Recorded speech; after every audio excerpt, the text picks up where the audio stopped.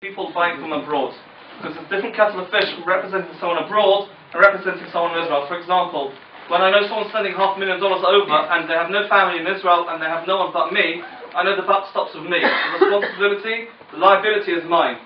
So if something goes wrong with the property, if they've got a burst pipe or something, I don't have to go and send a plumber out there because no one else is going to do it. So again, that's what you need to take into account when you say, like, is he going to do that one, is he going to go 101% and do the extra because you're here and no one else is there? But there's no body that will actually recommend anyone. If that's what, there is an Israel Bar Association, and each lawyer has to be a member of the Bar Association, but that's as far as it goes. So. You mentioned that the differences of the purchase tax, whether you have more than one property. Yes. I don't mind mentioning, I mean, I have a property as a tourist, which I use occasionally.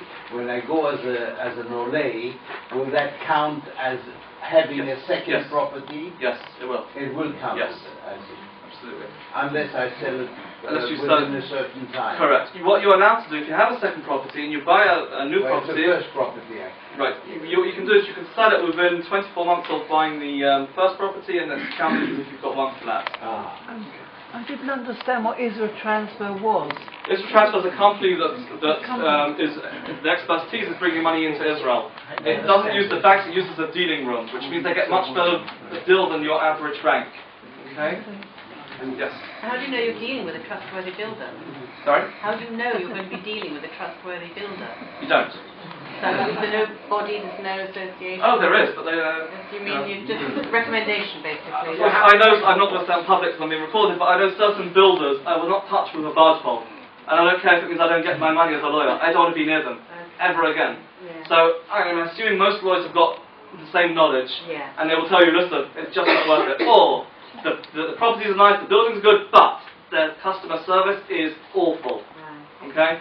For example, I've got one client who bought in Modi'in, and the customer service after is just doesn't happen. So all the residents got together and they're protesting outside their sales office in Modi'in and putting people off, and now they've actually got somewhere to answer.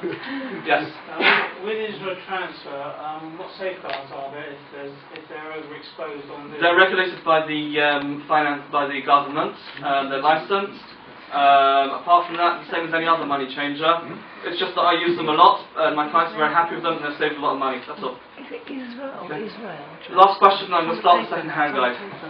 Sorry, about the transfer of money, but will they also transfer currency, Yes. leave it in currency? Whatever you want. To? Whatever you want. And that would also be cheaper? Yes. Alright. We'll start the second-hand guide, because I don't have that much time.